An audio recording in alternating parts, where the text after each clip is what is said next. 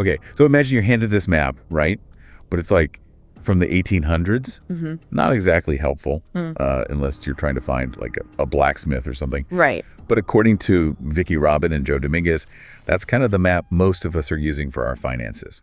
And that's exactly what we're diving into today, both the 1992 and 2008 editions of their book, Your Money or Your Life. And it's a bestseller for a reason, you know? Yeah. What I find so fascinating is that it goes beyond just the numbers. It really makes you question those beliefs we have about money, about success, those things we've been told are important. It's like, forget the old map. They're handing us a compass and saying, let's figure out what you actually want. Exactly. So we're basically creating a roadmap to financial independence, but like your own personalized version. Love that. And the book starts by, well, kind of shaking us awake a little. It basically says a lot of us, we're living on autopilot, following this outdated script that isn't actually leading us where we want to go. Yeah, stuck in that money trap, as they call it. Right. Working to earn, earning to spend, spending to get more stuff. It's a cycle that can be hard to break free from. It's like that saying, working for the weekend, but it's more like working for a lifetime. And the book talks about how the Industrial Revolution really shifted our relationship with money, putting us on this path. It's like we became so focused on trading our time for money that we forgot to ask ourselves, what are we really working towards? What will truly make us happy? Right. And the crazy thing is, it's not like having more stuff actually makes us happier. Right. The book mentions that the average U.S. citizen's buying power more than doubled between 1957 and 2002. Huge increase. But happiness levels during that same time, they actually went down. It's almost like we're chasing after something that keeps moving further and further away. So where does financial independence, or FI, fit into all of this? I feel like when people hear FI, they think early retirement, which honestly can sound kind of intimidating. Totally. But the book challenges that. It's not really about retiring early, but about having the freedom and security to live a life that's actually fulfilling on your terms. So it's less about the number on your paycheck and more about how that number aligns with your values. Exactly. And speaking of aligning with your values, the book tells the story of Joe Dominguez, this Wall Street guy who retired at, wait for it, 31. 31. Seriously. He realized that the traditional path, you know, climb the corporate ladder, buy a big house, it wasn't for him. He wanted something different. So he basically took that 9-circle puzzle of financial advice and said, nope, I'm making my own picture. Exactly. And that's what they call FI thinking, recognizing that you have the power to create your own definition of success, of financial well-being. It's about challenging those assumptions, those voices that say you need to earn more, buy more, be more. Right. So much of it is about recognizing those patterns of financially dependent thinking that keep us stuck. Like what? Give us the lowdown.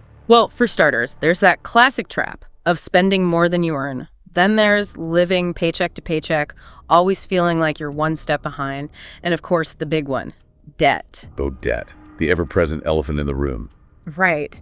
And they have a really interesting way of illustrating all of this with something they call the fulfillment curve.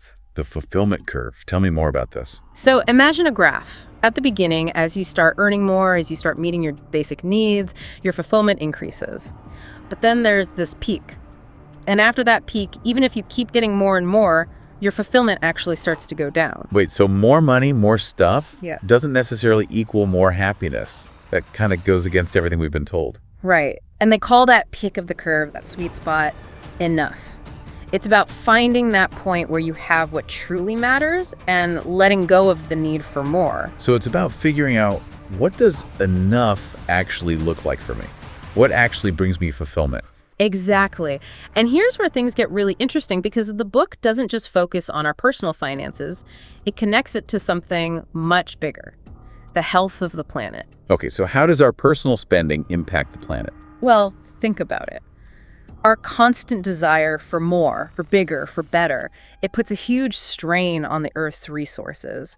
They talk about our ecological footprint, which is basically how much we consume compared to how much the planet can regenerate. That's a pretty powerful way to think about our impact. And it's not about making anyone feel guilty, but about empowering us to make different choices. So instead of just focusing on our own financial well-being, we need to think about the bigger picture. Exactly.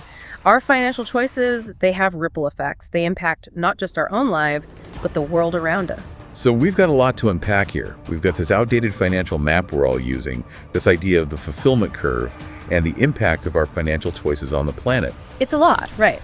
But it's all connected. And the good news is your money or your life gives us a roadmap, a way to start making changes both in our own lives and in the world around us. So we're ditching the old map, embracing enough, and considering the planet.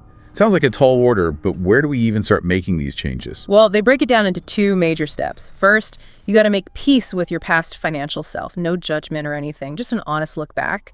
And they actually suggest you calculate your total lifetime earning. Like add up every dollar I've ever earned. You know I'm not a math whiz, right? Right, but it's not about being perfect. It's about seeing that concrete number and realizing, wow, all that time, all that energy I traded for this, it's eye-opening for sure. Okay, so it's more about awareness than crunching numbers. But once we've faced our financial past, what's the next step towards this enough idea? This is where the real shift happens. Changing your relationship with money. It's about quieting those voices that say, you need more, and really embracing the idea that you have enough. Oh, I like that. So it's about being content with what we have. Exactly. Aligning your spending with what truly matters to you, not what society tells you to want. The book tells this great story about Marilyn B., this cook and caterer who was always stressed about money. Then she starts tracking every single dollar she spent. Every penny. Talk about dedication. Right. But that's the thing. It worked. It totally transformed her finances. It's all about that awareness, you know? When you know where your money's going, you can actually make changes. That's where their monthly tabulation tool comes in, right? Exactly. Imagine this spreadsheet where you track every expense, big or small, and then you categorize them. It might sound tedious, but seeing those patterns, realizing, oh, wow, I spend how much on takeout? That's powerful stuff. It's like shining a light on those little leaks in your financial ship, leaks you might not even know are there. And speaking of perspective shifts, I love how the book talks about money as life energy. Right. It makes you realize that every dollar represents a piece of your life, those hours you traded to earn it. It's not just about the money itself. It's about what that money represents, our precious time. Suddenly that daily latte habit doesn't seem so appealing if you realize you're trading an hour of your life for it every day, right? Right. It makes you really stop and ask, is this worth it? Is this how I want to be spending my life energy? And the book even gives us these 3 questions to ask ourselves with every purchase. Hit me with them. What are the magic questions? Okay, question 1, and it's a big one. Did I actually get fulfillment, satisfaction, like real value from this thing in proportion to the life energy I spent on it? Tough, right? It really makes you think. Okay, what's number 2? Is this thing, this purchase, actually lining up with my values, with my life purpose? Like deep down, is this important to me? Ooh, that one hits home. And lastly, okay, get ready for this. Would I still buy this thing if I didn't have to work for a living? now those are some loaded questions, but super important because it's so easy to get caught up in the day-to-day and lose sight of what really matters. Totally. It's not just about cutting back for the sake of cutting back. It's about being intentional, about making sure our spending aligns with our values and goals. Okay, that makes sense. But what about those expenses we can't just like wish away? Yeah. You know, rent, bills, all that fun stuff. Oh, they cover that too. They give tons of practical advice for reducing those expenses, things like negotiating lower bills or downsizing if that feels right. But the key is, again, awareness. You got to know where your money's going before you can start redirecting it. And of course, you can't talk about finances without talking about debt. The dreaded D word. What's their take on tackling that beast? They're pretty clear. Debt equals a major roadblock to financial independence. It's like you're constantly handing over your hard-earned life energy to someone else, you know? Okay, I'm feeling that. So how do they suggest we tackle it? Well, they offer a bunch of strategies, things like that snowball method where you pay off the smallest debts first for a quick win, or finding ways to earn extra income.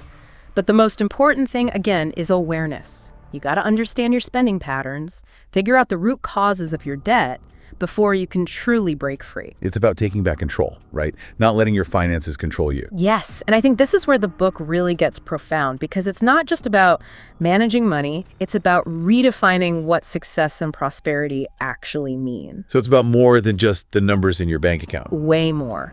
They paint this beautiful vision of prosperity that's about purpose, meaning, connection, all those things money can't buy, but that money can help you create space for. It's about finding that sweet spot, right? Where your values and your bank account are like vibing in perfect harmony. Totally. And that's what I love about your money or your life. It doesn't just give you the why, it gives you the how. It breaks down those big, often intimidating financial concepts into something you can actually use. Like that wall chart they talk about. That one really stuck with me. It's more than just a visual. It's like a reality check. Oh, absolutely. It really brings home that whole life energy thing. Imagine this chart, right? It shows every year you've lived, every year you potentially have left. And then you mark off the years you've spent working.